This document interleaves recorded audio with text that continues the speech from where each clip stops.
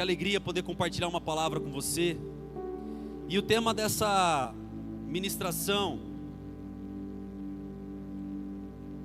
que nós vamos meditar nessa noite se chama O Deserto que eu não mereci.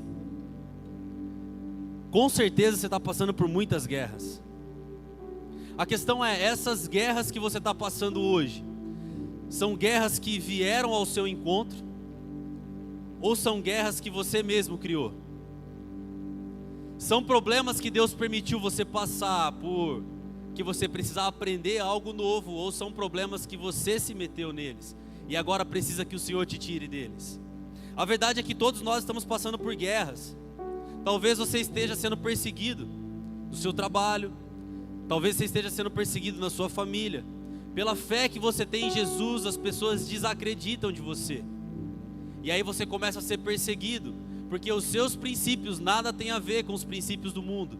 E as pessoas começam a não acreditar no que você diz, começam a não concordar com o estilo de vida que você tem, um estilo de vida cristão, um estilo de vida cristocêntrico. E aí você acaba passando por guerras.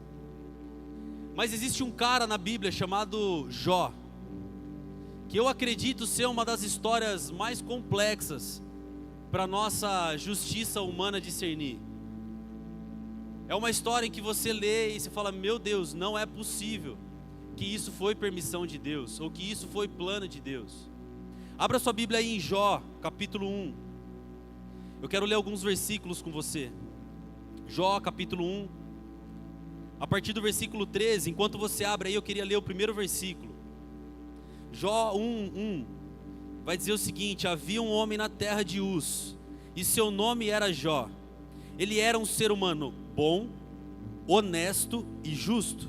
Amava respeitosamente a Deus e evitava praticar o mal. Olha as características de Jó, meu irmão. Muito difícil achar alguém com as particularidades de Jó hoje em dia, não é mesmo? Você achar alguém que é bom, honesto, justo, que ama a Deus respeitosamente e evita praticar o mal. Infelizmente, são poucas as pessoas que nós vemos que têm essa característica. Na igreja é mais fácil de nós encontrarmos, mas é muito difícil.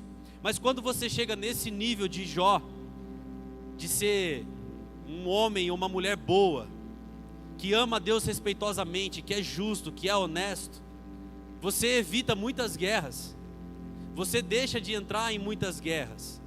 Então quando você chega nesse nível, você acaba vivendo de uma forma mais tranquila. Porém, as suas qualidades e as suas habilidades não te isentarão do deserto. Rodrigo, mas o louvor que nós cantamos diz que olho nenhum viu, ouvido nenhum ouviu, tudo aquilo que Deus preparou para mim. E é verdade, mas ninguém diz que vai ser fácil. E por isso eu coloquei o nome como O Deserto que eu não mereci. Você abriu aí em Jó capítulo 1 versículo 13? Eu quero ler rapidamente a história com você. Diz o seguinte: certo dia, quando os filhos e as filhas de Jó estavam num banquete, comendo e bebendo vinho na casa do irmão mais velho, um mensageiro veio dizer a Jó: os bois estavam arando e os jumentos estavam pastando por perto, quando os sabeus os atacaram e os levaram embora. Mataram à espada os empregados e eu fui o único que escapou para lhe contar. Enquanto ele ainda estava falando, chegou outro mensageiro e disse: fogo de Deus caiu do céu e queimou totalmente as ovelhas e os empregados. E eu fui o único que escapou para contar para você. Quando ele ainda estava falando, chegou outro mensageiro e disse: vieram caldeus em 3 bandos, atacaram os camelos e levaram embora. Mataram à espada os empregados e eu fui o único que escapou para contar para você. Enquanto ele ainda estava falando, chegou ainda outro mensageiro e disse: seus filhos e suas filhas estavam num banquete, comendo e bebendo vinho na casa do irmão mais velho, quando, de repente, um vento muito forte veio do deserto e atingiu os 4 cantos da casa, que desabou. Eles morreram, e eu fui o único que escapou para contar para você. Ao ouvir isso, Jó levantou-se, rasgou o manto e rapou a cabeça. Então prostrou-se com o rosto em terra em adoração e disse: saí nu do ventre da minha mãe e nu partirei. O Senhor deu, o Senhor o levou, louvado seja o nome do Senhor.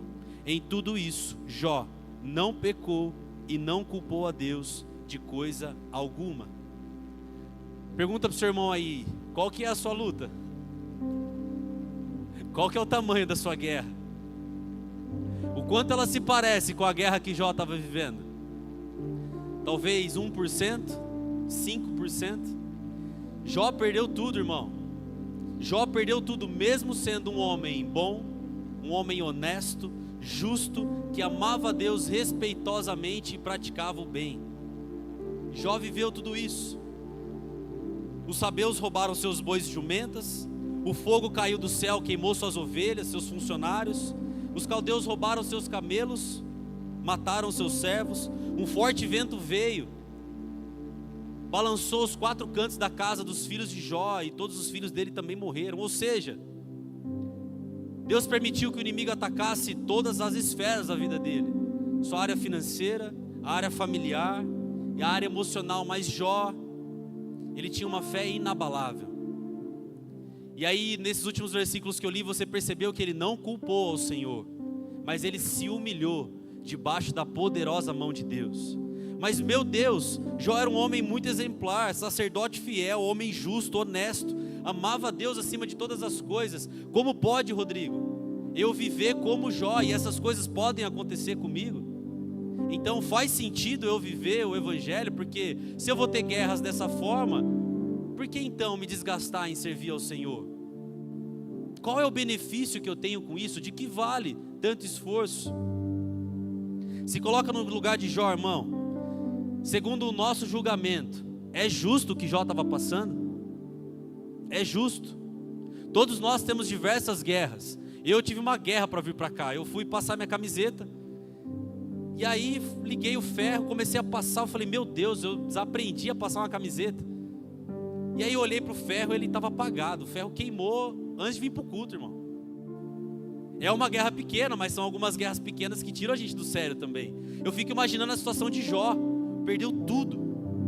Imagina as guerras que você passou durante essa semana. Foram fortes, né? Agora imagina você perder todos os seus recursos. Você perde sua casa, perde a sua família. Será que você ia ter a atitude que Jó teve? De continuar servindo ao Senhor e dizer, o Senhor me deu, o Senhor tirou, louvado seja o nome do Senhor. Será que eu e você teríamos a postura que Jó teve? Mas eu quero te lembrar que as suas qualidades e as suas habilidades, por mais que você seja muito bom, por mais que você seja aprovado por Deus, as suas qualidades e as suas habilidades não te isentarão do deserto. E aí o capítulo 2 vai continuar narrando a história. O capítulo 2 eu não vou ler, mas vai dizer que o inimigo afligiu Jó tão severamente, tão terrivelmente, que ele colocou feridas no corpo de Jó, dos pés à cabeça.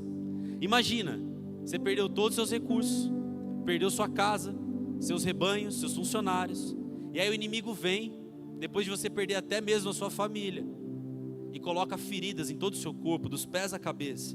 E aí agora o homem mais importante do Oriente Médio naquela época se vê sentado em cima das suas cinzas, raspando as suas feridas com um caco de cerâmica. Você consegue imaginar a situação de Jó? Nós temos algumas guerras pequenas que às vezes tira a gente do foco. A gente deixa de buscar o Senhor, deixa de servir ao Senhor por conta de umas pequenas guerras. Será que nós suportaríamos o processo que Jó estava passando?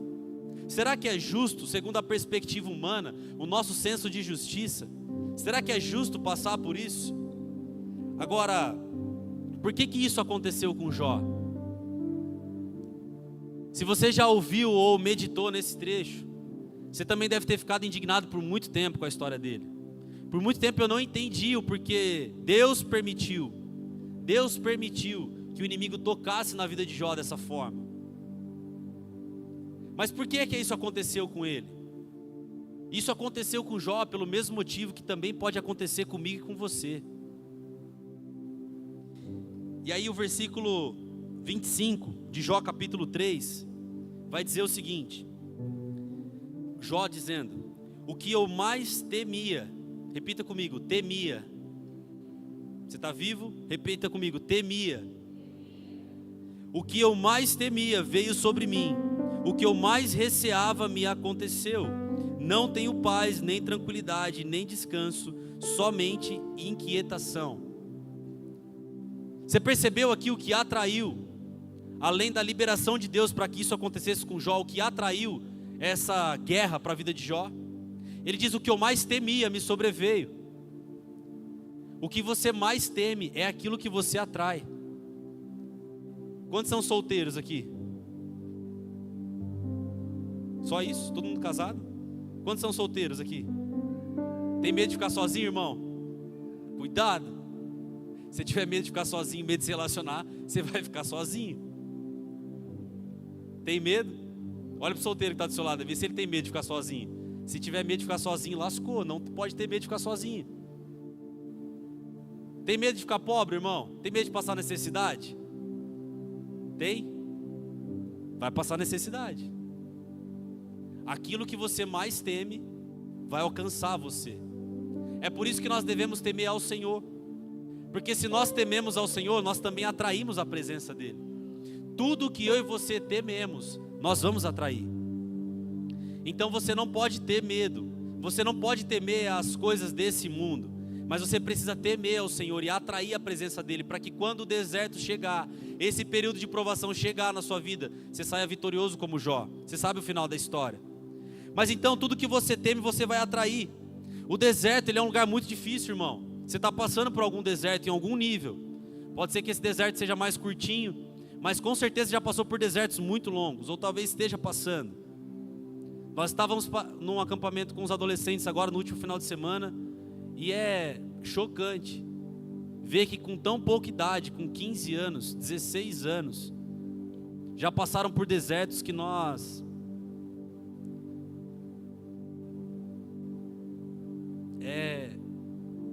É terrível, irmão. É terrível. E aí eu fico imaginando se adolescentes com 12 a 18 anos passaram por desertos, por lutas que não mereciam, por coisas assim inexpugnáveis, coisas que é inadmissível. Eu imagino você com seus 20, 30, 40, 50 anos. Quantos desertos você está passando? Não é fácil. Mas Deus não vai livrar você do deserto. Deus, Ele quer estar com você no deserto, porque é ali que Ele se vai revelar a você.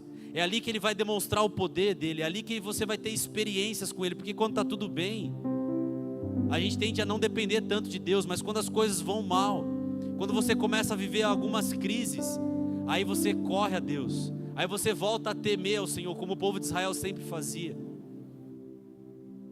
Esse é o cenário perfeito, o deserto.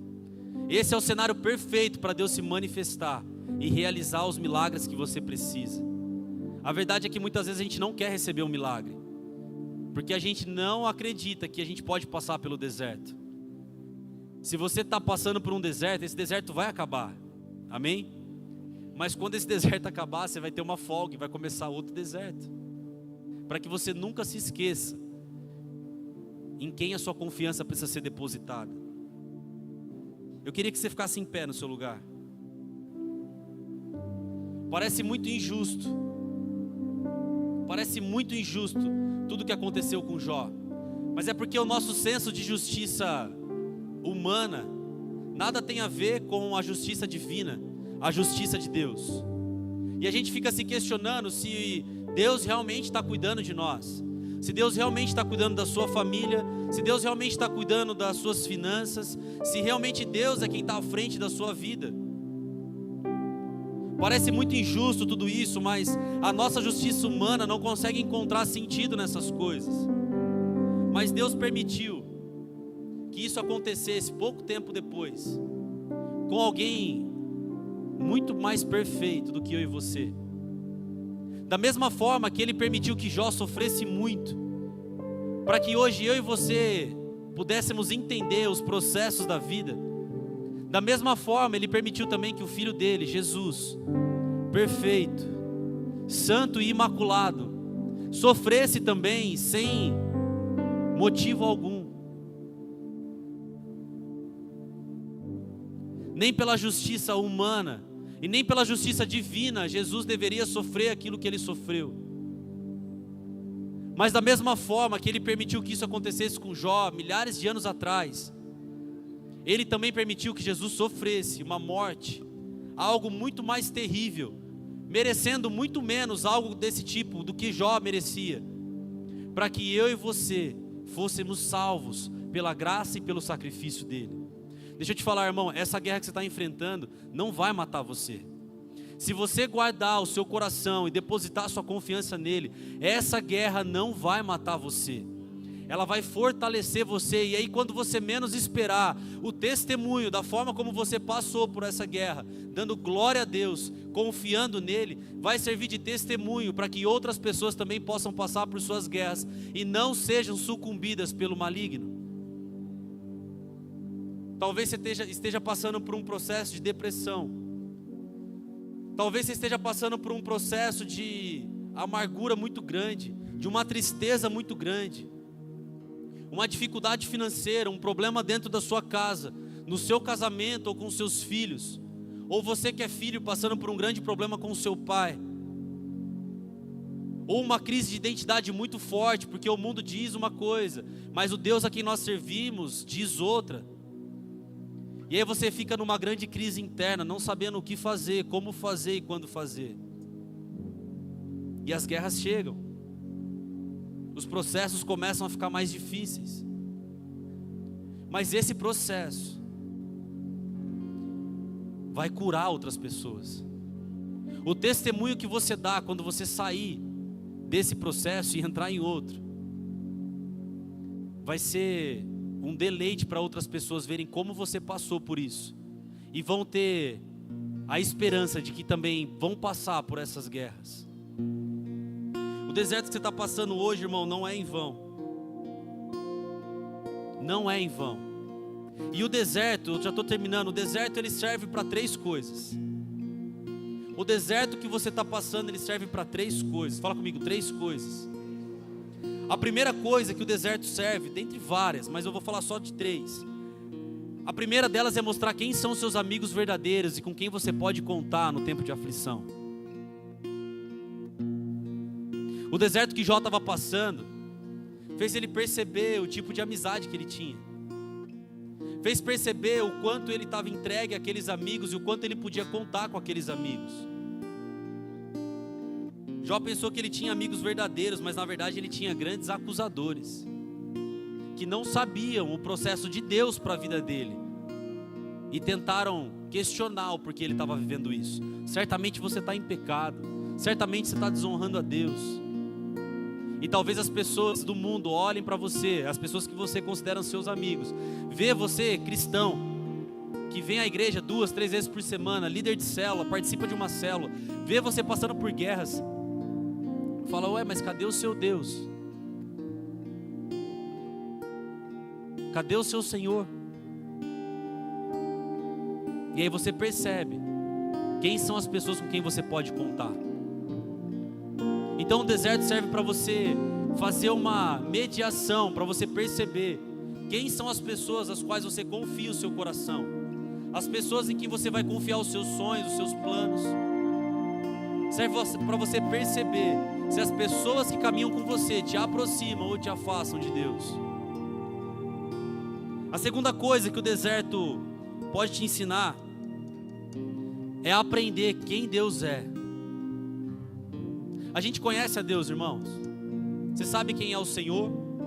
Você sabe que Ele enviou o seu Filho para morrer no seu lugar, para pagar as suas dívidas de pecado, para que você tivesse uma vida em abundância, uma vida plena, não isenta de problemas, de desertos, mas uma vida abundante.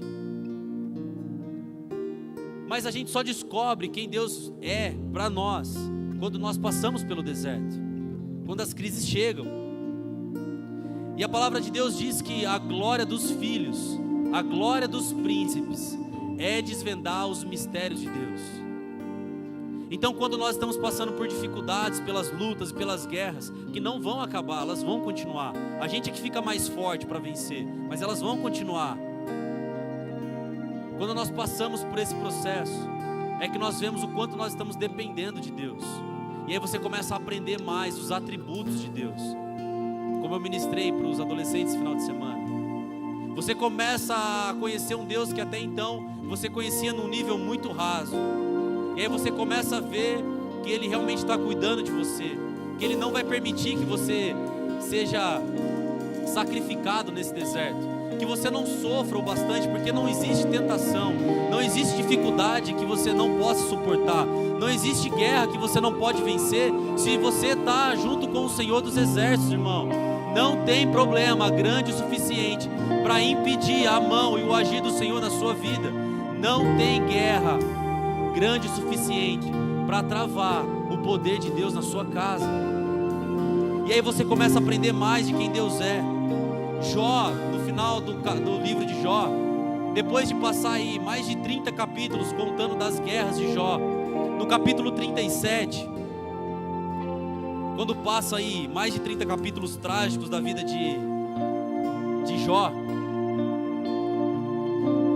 Deus vai começar a se revelar a ele. E aí Deus fala para Jó: olha, se prepara como um homem, porque eu vou começar a te fazer umas perguntas, já que você se colocou na posição de juiz e julgar a sua própria situação. E aí Deus começa a fazer umas perguntas que intrigam o coração de Jó e intrigam o nosso coração também. Mas a gente aprende quem é o Senhor de verdade. E Ele começa a perguntar para Jó: onde você estava quando eu lancei os alicerces da terra? Onde você estava, irmão, quando Deus formou a terra? Como se vai o lugar onde nasce a luz e onde está a residência das trevas? Você pode conduzi-las a seu devido lugar? Talvez você saiba, já que você já havia nascido, já que você viveu tantos anos, já que você é bom o suficiente para questionar o processo que eu tenho para a sua vida. Talvez você saiba. Fala aí, Jó, você não é o bonzão? Já que você quer saber quais são todos os processos que eu tenho para você, já que você é tão ansioso e não consegue confiar em mim 100%, me fala aí, onde você estava quando eu criei os céus e a terra? Você consegue falar para a luz resplandeça ou para as trevas se apague? Você consegue colocar cada coisa em seu lugar? Você consegue conversar com as estrelas, Jó? Você consegue mandar os astros brilharem? Você consegue fazer a terra girar? Você consegue sacudir os 4 pontos da terra para aniquilar os ímpios? É isso que você consegue fazer, Jó?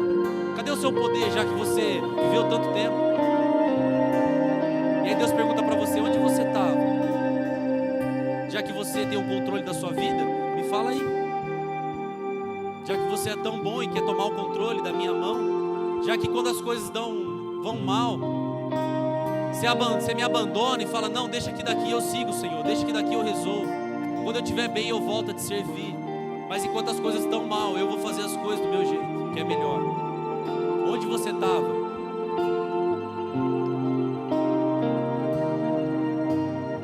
E a terceira coisa que o deserto nos ensina, que nos mostra, é o nível da nossa fé.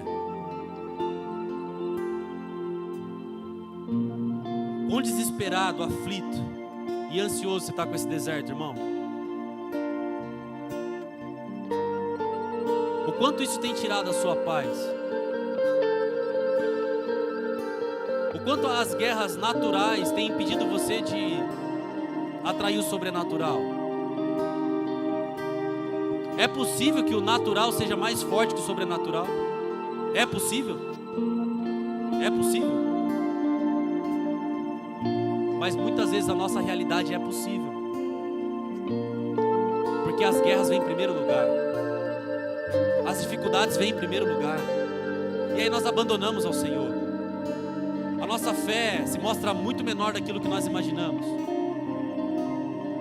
Mas quando você está passando por um deserto, Deus sabe o nível da sua fé, mas Ele serve para mostrar o quanto nós cremos no Senhor. E quando nós cremos verdadeiramente no Senhor, a gente até pode ficar entristecido, sim, a gente fica aflito, sim, nós ficamos ansiosos, sim, mas não mais do que o normal. Eu já tive guerras, irmãos, que eu acordei 4 horas da manhã, não conseguia mais dormir. Eu passo por muitas guerras, você passa por muitas guerras. E aí isso mostra para mim que por vezes a minha fé não é tão grande quanto eu imaginava que era. Mostra para mim que a minha dependência no Senhor não era tão grande, 100% como eu imaginei que fosse. Faz sentido isso para você? É assim com você ou é só comigo? É só comigo? É só comigo mesmo? Não é. Mas o deserto ele vem para ensinar essas três coisas. Quem são as pessoas que você compartilha o seu coração? Elas te afastam ou te aproximam do Senhor? Você tem aprendido quem é o Senhor e o que Ele representa de fato para você? E qual é o nível da fé que você deposita nele, crendo que todo esse deserto vai passar? Feche seus olhos. Depois de passar por esse deserto, irmão, você precisa se encontrar aprovado pelo Senhor. Então, enquanto nós estivermos adorando, você vai clamar ao Senhor. E clamar, você não clama sussurrando, você não clama em pensamento. Você levanta suas mãos, levanta seus braços mais alto que você puder.